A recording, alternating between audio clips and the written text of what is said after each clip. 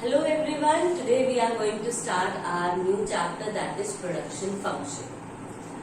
Since we know that the main aim of all economic activities is to satisfy human wants.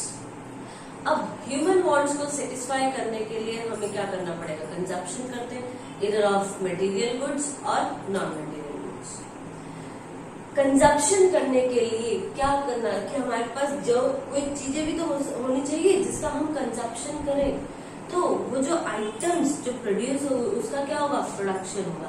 तो जो भी activity आपकी उन goods को प्रोड्यूस करने के लिए की जाती है, that activities are called production. The activity which makes goods available, जो एक्टिविटी हमें गुड्स की अवेलेबिलिटी देती है, that is called production. So ना एक एज ए प्रोड्यूसर के अकॉर्डिंग सोच के देखो कि जब हम प्रोड्यूसर हैं तो हम क्या सोचते हैं कि कुछ ना कुछ हमें प्रोडक्शन करने के लिए कुछ ना कुछ इनपुट्स चाहिए, जिसको हम बोलते हैं यहाँ पर फैक्टर ऑफ प्रोडक्शन। कौन कौन से हैं वो? जैसे लैंड, लेबर, कैपिटल। ये क्या है? ये हमारे इनपुट्स हैं। इन्हीं की हेल्प से हम क्या कर सकते हैं? प्रोडक्शन कर सकते हैं। तो एक प्रोड्यूसर क्या सोचता है कि उसको हमेशा ये पता लगाने की उसकी कोशिश रहती है कि मैं अपने कितने इनपुट्स जो है इंडल्ज करूं, लगाऊं, और उससे मेरा कितना आउटपुट मुझे मिलेगा। जैसे कि अगर मैं 5 यूनिट्स लेबर की लगाता हूं, ठीक है, और 3 यूनिट्स कैपिटल की लगाता हूं, तो उससे मेरे को जो प्रोडक्शन होगा वो 100 यूनिट्स का होगा। तो ये जो रिलेशन बताया इसमें इन फैक्टर्स के अंदर जो क्या था, एक तो इनपुट्स के अंदर रिलेशन और आउटपुट के अंदर। ये इनपुट्स हैं, ये सारे के सारे, ठीक है। इन इनपुट्स में क्या जो रिलेशन है, क्या रिलेशन है कि 5 लेबर और 3 कैपिटल अगर आप लगाते हो तो आपको 100 यूनिट्स की प्रोडक्शन होती है। इस रिलेशन को हम बोलते हैं production function. The technical relationship between the quantity of good produced, कि जो हमने क्वांटिटी प्रोड्यूस की है, जैसे कि इस एग्जाम्पल में 100 क्वांटिटीज हमने प्रोड्यूस की, which we call it output, and the factors of production, और जो फैक्टर ऑफ प्रोडक्शन है, कौन से फैक्टर ऑफ प्रोडक्शन? ये वाले जो इनपुट्स हैं उनके बीच में जो टेक्निकल रिलेशनशिप बताता है, that is called production function. इसको हम एक्सप्रेस कैसे करते हैं? QX से हम का मतलब है यहाँ production function is equals to function of, किसका फंक्शन है? लेबर का एंड कैपिटल का। Okay, so production function is a technical relationship between input of production and the output of production. Next, fixed factors और variable factors क्या होते हैं? Since Fixed factors is defined as one, the quantity of which cannot be changed, कि जिसकी quantity change नहीं होती in the short run, जो short run means short period के अंदर, as the level of output changes, कि जैसे ही लेवल आउटपुट का जो लेवल है हम वो चेंज करते हैं, उसके अकॉर्डिंग जिनकी क्वांटिटी में कोई भी चेंजेस नहीं आता शॉर्ट रन के अंदर, ठीक है, शॉर्ट पीरियड के अंदर, उनको बोलते हैं हम फिक्स्ड फैक्टर। देखो हमारे पास 2 पीरियड्स हैं, एक लॉन्ग रन और एक शॉर्ट रन। शॉर्ट रन में क्या है? शॉर्ट रन मीन्स छोटा, कम टाइम, शॉर्ट पीरियड, जैसे कि आपका 1 ईयर, 1 मंथ, ठीक है, मैक्सिमम यहाँ पर हो सकता है 2 ईयर्स, उससे ज्यादा नहीं। लेकिन लॉन्ग रन क्या है? जैसे 10 ईयर्स, 25 ईयर्स, 20 ईयर्स, ये सब क्या है? Long periods. तो हमारे जब शॉर्ट पीरियड की हम बात करते हैं तो शॉर्ट पीरियड में देखो हमारे पास फैक्टर ऑफ प्रोडक्शन है 4। इसके साथ आप एक एंटरप्रेन्योर और ऐड कर सकते हैं। अब देखो शॉर्ट रन में क्या है? सिर्फ एक जो लेबर है, लेबर वो एक वेरिएबल फैक्टर रहती है, और बाकी के बाकी सारे जितने भी फैक्टर्स हैं वो सब क्या रहते हैं? फिक्स रहते हैं।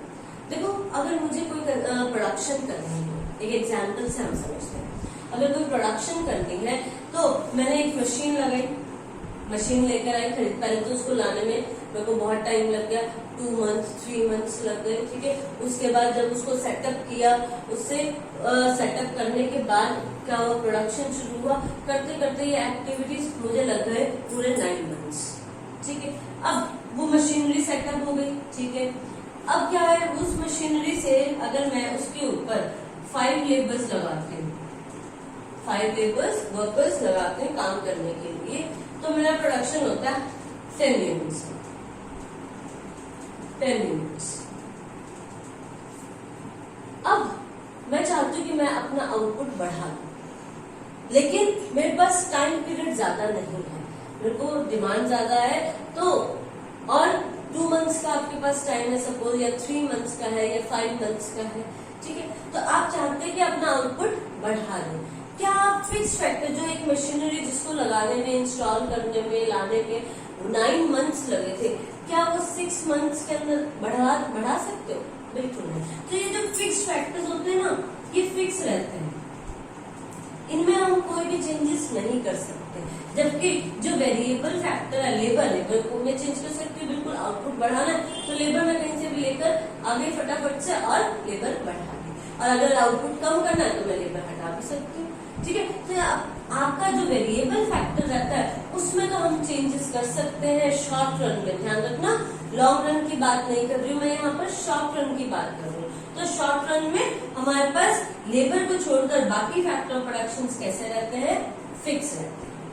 तो जो हम चेंज नहीं कर सकते अपने आउटपुट लेवल के अकॉर्डिंग, उनको कहते हैं फिक्स फैक्टर, और जिनको हम चेंज कर सकते हैं, जैसे कि लेबर में चेंज कर सकते हैं, 5 यूनिट से मुझे प्रोडक्शन बनाना, मशीनरी वही है उतनी 10 लेबर्स और लगा दी, मेरा प्रोडक्शन बढ़ गया, 20 यूनिट्स का हो गया, ठीक है। तो जब ऐसे फैक्टर्स जिसमें हम चेंजेस कर सकते हैं with the level of output level के अकॉर्डिंग, उनको बोलते हैं हम variable factor. Variable factor is defined as 1 the quantity of which can B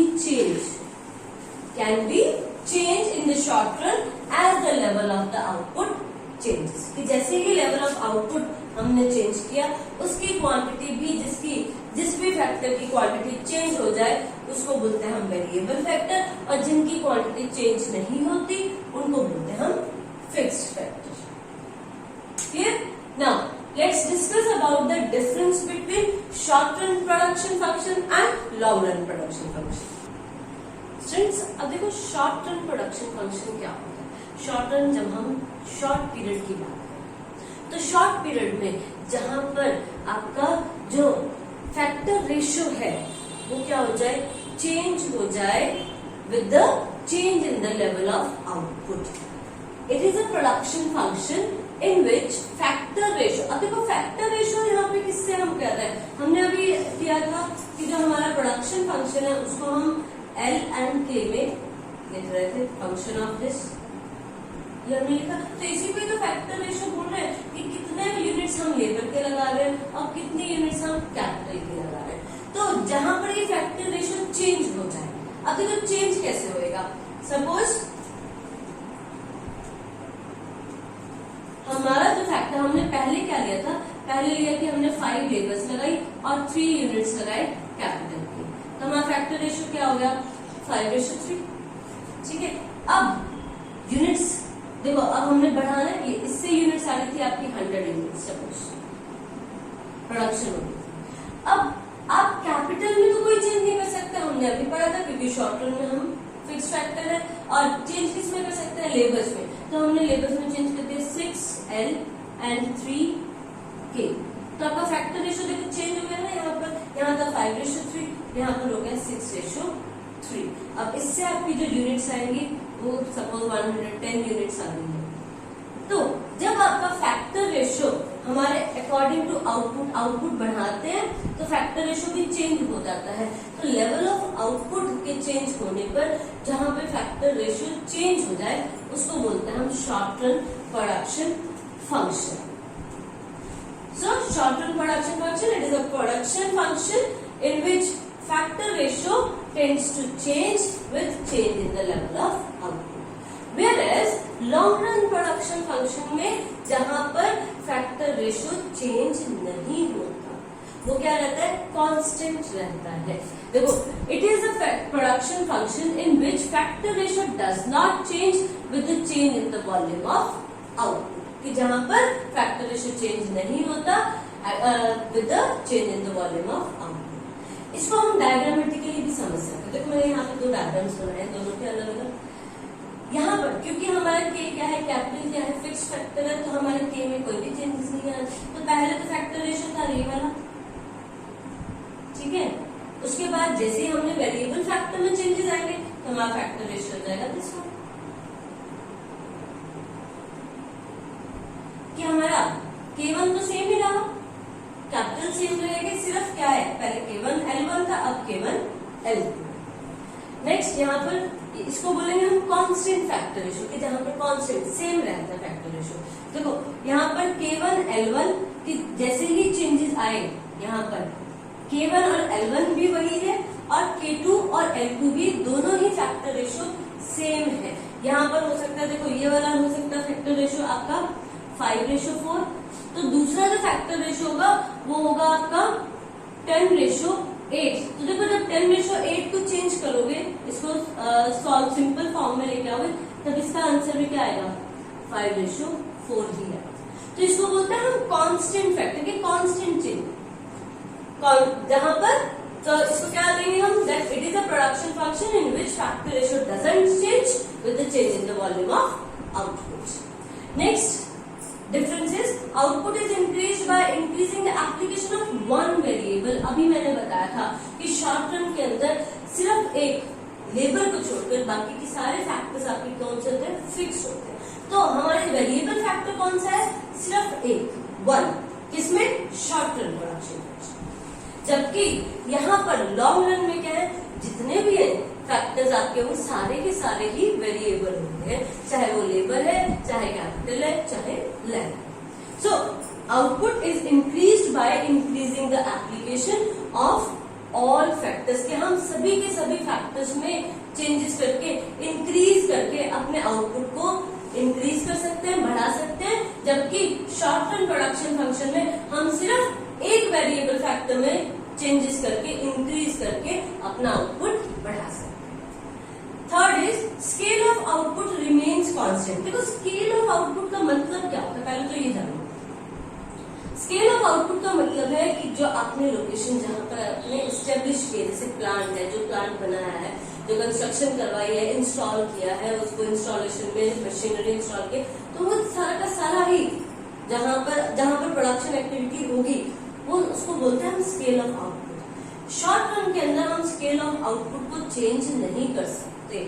आप ऐसे नहीं कर सकते कि आज हिसार में प्रोडक्शन पॉसिबल नहीं है तो यहाँ पर प्लांट लगा के छोड़ दिया, उसके बाद आप 2 महीने बाद सोचो कि यहाँ तो होने की प्रोडक्शन, चलो दिल्ली चलते हैं और सेटअप उठा के आप दिल्ली ले जाओ, ऐसा नहीं होता, ठीक है। तो ऐसा पॉसिबल नहीं है कि स्केल ऑफ आउटपुट क्या रहता है शॉर्ट रन में, शॉर्ट पीरियड के अंदर कांस्टेंट रहता है। क्यों, इसका रीजन सिर्फ एक यही है, क्योंकि टाइम जो है वो बहुत शॉर्ट है।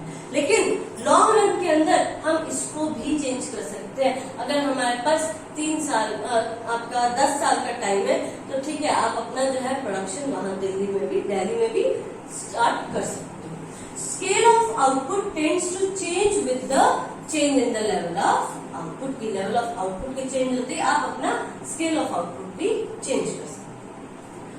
Next, it started with the reference to returns to factors. बिल्कुल, यहाँ पर हमने क्या कहा कि फैक्टर्स की स्टडी कर रहे हैं। यहाँ पर देखो फैक्टर्स आ रहे हैं, 1 वेरिएबल फैक्टर है और यहाँ पर स्केल की कोई बात नहीं, कांस्टेंट है। इसलिए ध्यान रख लो यहाँ पे कि इसमें हम किसकी स्टडी करेंगे, रिटर्न्स टू फैक्टर की। यहाँ पर क्योंकि स्केल ऑफ आउटपुट चेंज हो रहा है, ठीक है, तो हम यहाँ पर किसकी स्टडी करेंगे, returns to scale. So these all are the difference between short run production function and long run production function. Next, we will discuss about the total production and marginal production and average production. Now let's see total product, marginal product and average product. Total product, देखो meaning जो है word से define हो रहा है कि total जितना भी हमने प्रोडक्शन किया है उसको बोल रहे हैं हम टोटल प्रोडक्ट। टोटल प्रोडक्ट, इसको हम टीपी भी बोलते हैं शॉर्ट में, is the sum of total of output of each unit of a variable factor used in the process of production, also called total return to the variable factor। कि जितने भी हमने वेरिएबल फैक्टर यूज किए हैं उन सभी variable factor से कितना टोटल हमें प्रोडक्शन हुआ, that is called total product. For example, आपने एक फैक्ट्री लगाई हुई है, ठीक है, उस फैक्ट्री में आपने पहले 1 लेबर लगाया, ठीक है, सपोज 1 लेबर लगाई तो आपने प्रोडक्शन हुआ उसका 20। उसके बाद आप खुद भी आपने काम कर लिया, ठीक है, यानी कि आप खुद गए जब यू, तब आपने प्रोडक्शन किया 15 का सपोज। आपके फादर ने काम किया थोड़ा बहुत, ठीक है, फादर यहां पर इन्होंने काम किया, उन्होंने प्रोडक्शन किया 25 का। मैं आपको यहाँ पर यू और फादर इसलिए बोल रही हूँ ताकि आपको कंफ्यूजन ना हो कि यहाँ पर हम जो लेबर ले रहे हैं वो एक अलग लेबर ले रहे हैं, लेकिन यहाँ पर आप और फादर नहीं आएंगे, यहाँ पर लेबर आएगी जो सेकंड लेबर है, ठीक है, और यहाँ पे थर्ड लेबर। ये थी फर्स्ट लेबर, यानी कि एक पर्सन ने काम एट अ टाइम पर एक ही पर्सन कर रहा है, ठीक है। तो टोटल प्रोडक्शन क्या हुआ, इन तीनों का टोटल प्रोडक्शन कितना हुआ, 20 + 15 + 25, it will be 10, 5 and 6, 60 units का टोटल प्रोडक्शन। तो इसको बोलेंगे हम TP, total production. Next, marginal production refers to change in TP when one more unit of the variable factor is used, fixed factor remain constant। कि एक और variable factor indulge करने के बाद जो आपका डिफरेंस आता है टोटल प्रोडक्शन में, उसको बोलते हैं हम मार्जिनल प्रोडक्शन। जैसे कि अब देखो यहाँ पर मार्जिनल प्रोडक्शन में, यहाँ पर एक लेबर जब काम कर रही थी तो 20 यूनिट्स का उन्होंने प्रोडक्शन किया, लेकिन आपने एक और लेबर, अब यहाँ पर 2 पर्सन काम कर रहे हैं, 2 लेबर जब काम कर रही है, 2 लेबर जब काम कर रही है तो उसने प्रोडक्शन किया 50 यूनिट्स। तो मार्जिनल प्रोडक्ट क्या है, इनका जो डिफरेंस, कि एक और एडिशनल वेरिएबल पुट ऑन करने पर हमारा जो टोटल प्रोडक्शन में जो चेंजेस आए हैं, जो डिफरेंस आया, दैट इज मार्जिनल प्रोडक्शन। तो वो कितना है आपका 30 यूनिट्स। 30 क्या हो जाएगा आपका मार्जिनल प्रोडक्शन। इसको निकालने का फॉर्मूला क्या है, वही सेम जैसे हमने मार्जिनल यूटिलिटी में किया था, वहां पर वर्ड था यूटिलिटी, फॉर्मूला वही था TUN - TUN - 1। यहाँ पर यूटिलिटी की जगह क्या आ गया, प्रोडक्ट, ठीक है, फॉर्मूला वही है आपका TPN - TPN - 1।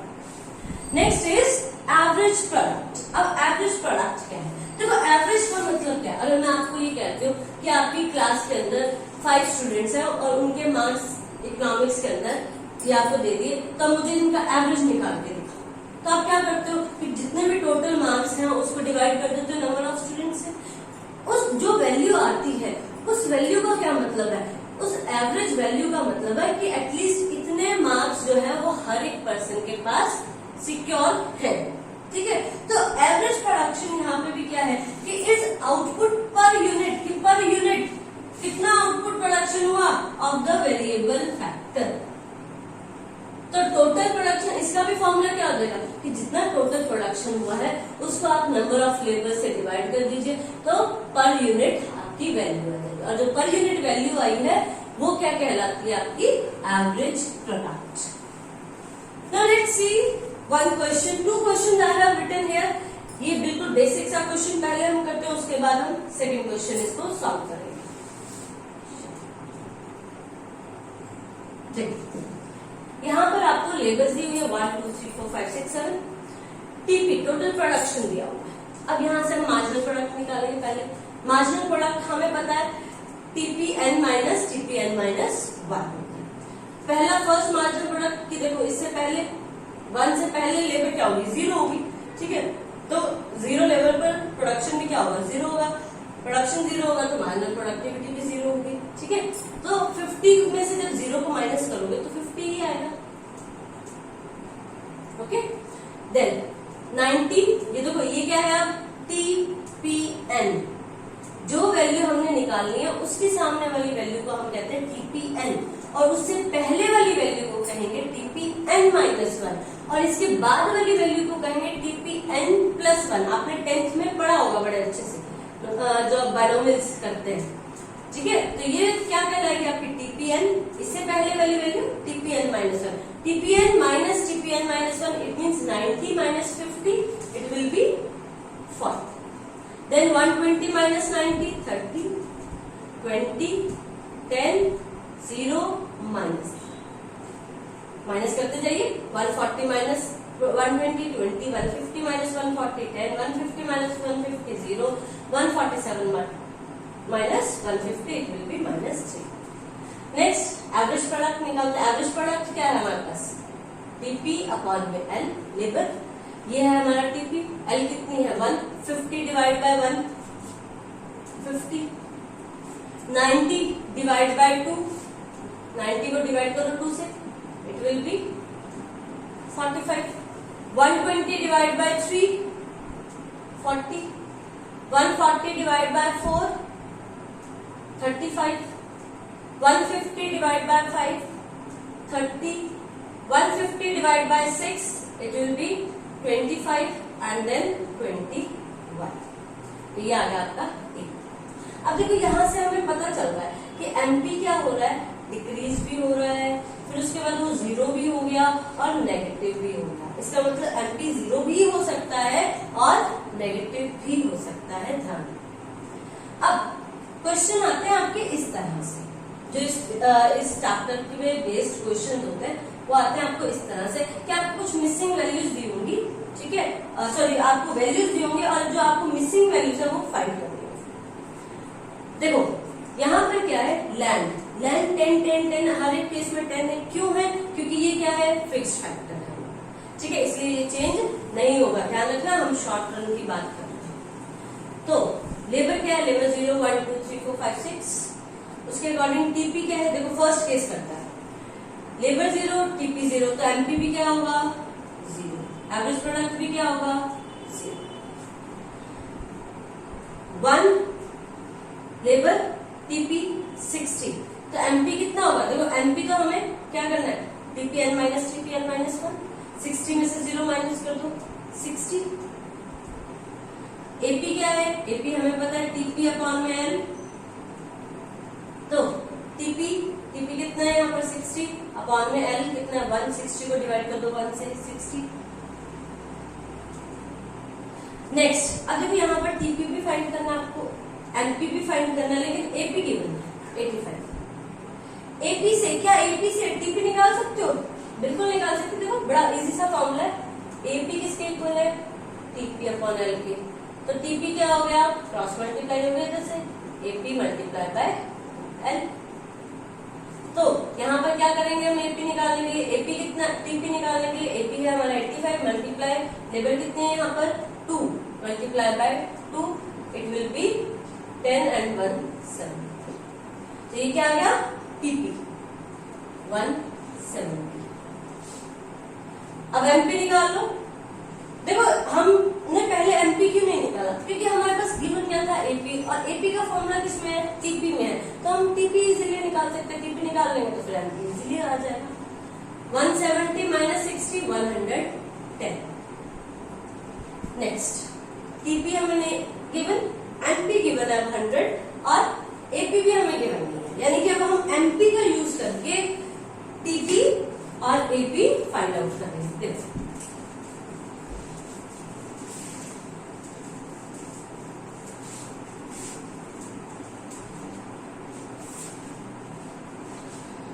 आपको सपोज करो मैंने यहाँ पर इसको TPN ही लिख दिया, आप XYZ कुछ भी लिख सकते हैं, ठीक है। तो हमारे पास फॉर्मूला है MP is equals to TPN minus TPN minus 1। MP given है आपको बिल्कुल 100 इज इक्वल TPN, वो तो हमने फाइंड आउट करना है, तो मैंने उसको एज इट इज रख दिया TPN minus TPN minus 1 given है बिल्कुल 170 हमने अभी निकाला था, ये 170 इधर आ जाएगा तो प्लस का हो गया 100 plus 170 is equals to TP L, so it will be 270। TP कितना आ गया आपका 270। अब टीपी आ गया तो एपी निकाल सकते हो। क्या करना है, टीपी को डिवाइड करना है लेबर से। 270 डिवाइड बाय 3 9। नेक्स्ट फोर्थ में क्या है आपके 300 टीपी दिया हुआ है, आपको गिवन है। आपको एमपी भी फाइंड करना है और एपी भी। एमपी फाइंड बिल्कुल इजी है, 300 माइनस 270 30। 300 माइनस 270 30। अब एपी क्या होगा 300 डिवाइड बाय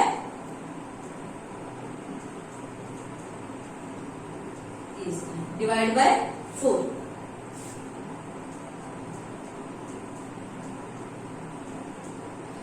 थ्री 300 को 4 से डिवाइड कर दो, कितना आ गया आपका, ये आ गया 75।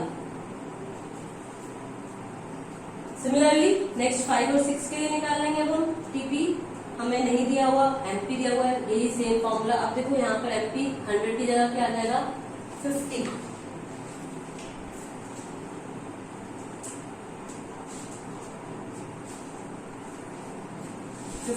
एमपी है, टीपीएन हमने निकाला है, इसको एज इट इज रख दिया मैंने। और टीपीएन -1 इससे पहले वाली वैल्यू कितनी है 300। ये इधर आएगी तो कितना हो गया 350। वहां कितना आ गया 350। और एवरेज वैल्यू प्रोडक्ट कितना आ जाएगा 350 divide by 5 7। Last AP given है आपको 55। एपी मल्टीप्लाई बाय एल हमें पता है, टीपी का फॉर्मूला है। एपी आपके पास 55, एल कितना है 6। 6 से मल्टीप्लाई कर दो, कितना आ गया 6 5 30 0 3 एंड 6 5 30 एंड 3 30। टीपी टीपी कितना आ गया आपका 330। ये इसका था माइनस। अब एमपी क्या होगा 330 माइनस 350, माइनस का 20। याद रखना माइनस का साइन आएगा अब यहाँ पर, क्योंकि 330 में से हम 350 माइनस कर। क्लियर? सो इस तरह से आपके क्वेश्चन आएंगे और इसी तरह से आपको सॉल्व करना बहुत ही इजी है। कुछ भी याद करने की जरूरत नहीं है, सिर्फ फॉर्मूलाज ध्यान में रखिए और उससे आपकी इजीली वैल्यूज निकलेंगे। Okay, so that's all for today. Thank you and have a nice day.